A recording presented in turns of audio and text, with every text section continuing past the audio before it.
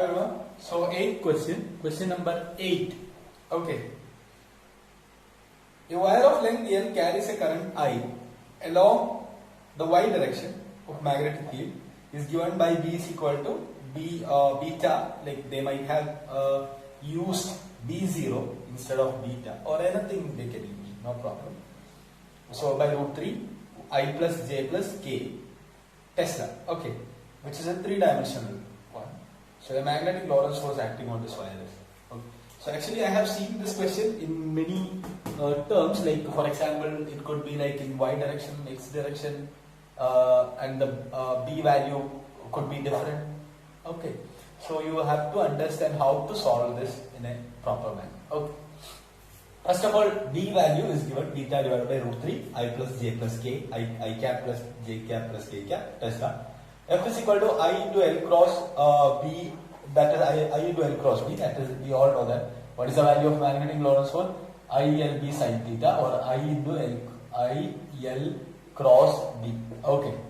So just do that, and you know that it is in the direction of what? It is in y direction. So J cap only. So take the cross product with J cap. So I told you what is the idea to take J cap cross product. I J K. This is I J K. Okay. So I cross J K. J cross K I. K cross J minus I, like that. Okay. So do it. So J cross J, it will be 0. This will be 0, and remaining terms will be there. And when you take the magnitude of that value, root of 2 by root 3 BIL. Okay. So root 2 BIL will be, if instead of this B by root 3, suppose if it is B only.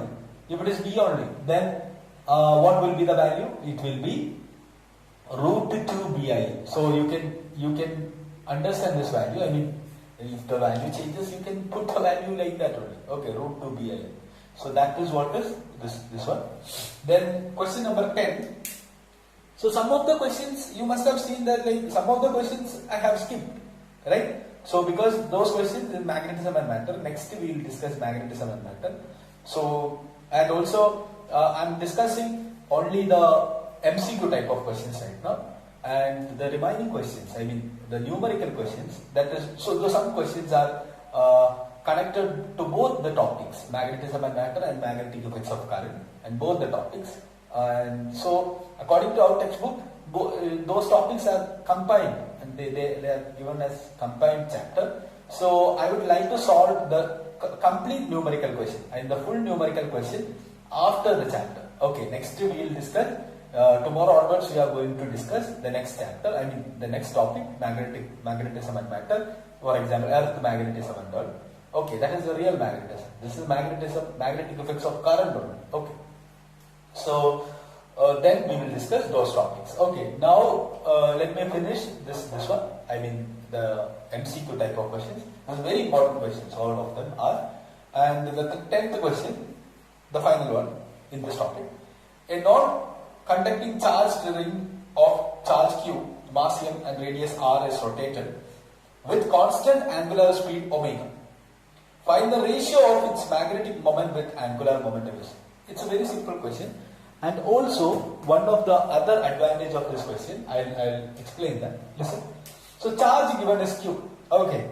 It is read the question again. And charge given, it is Q. And the current flow through is Q by T. And what about time? T is equal to time period is equal to 2 pi by omega. We all know this equation from first year. 2 pi by omega.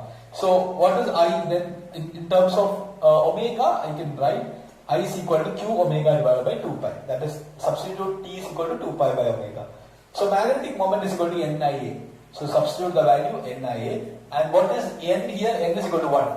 So it will be IA. So magnetic moment mu is equal to I into A. So where A is equal to pi r square. Substitute the value Q omega divided by 2 pi into pi r square. Pi got cancelled. So it will be Q omega divided by 2 into r square. This will be the value. Again, what is the angular momentum? Angular momentum is equal to I omega. What is I? Moment of inertia that we have learned in first year chapter. So I is equal to mr square. It's a ring. Okay. So then L is equal to mr square omega. R square is equal to L divided by m omega. Okay. So now you can understand. Listen. ratio of magnetic moment to angular momentum. That is what we want to find out. So mu divided by L, mu is here, L is here, substitute the value, you will get mu by L is equal to Q by 2L. So I told you what is one of the other advantage.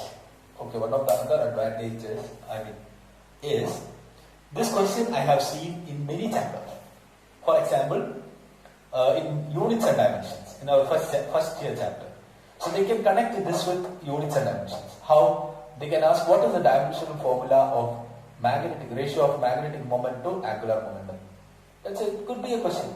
So, but if you know already this problem, then you know that it is Q by 2L, then you can easily find out the dimensional formula. How? AT divided by M. So it is M raised to minus 1 AT. See, this is how you can simply solve this question. So I would like to tell you something, that is, solve every question. Like you have to anticipate about the questions. Okay, so then only we can improve ourselves and solve all these questions. And if you got any doubts, you ask me. Okay, thank you.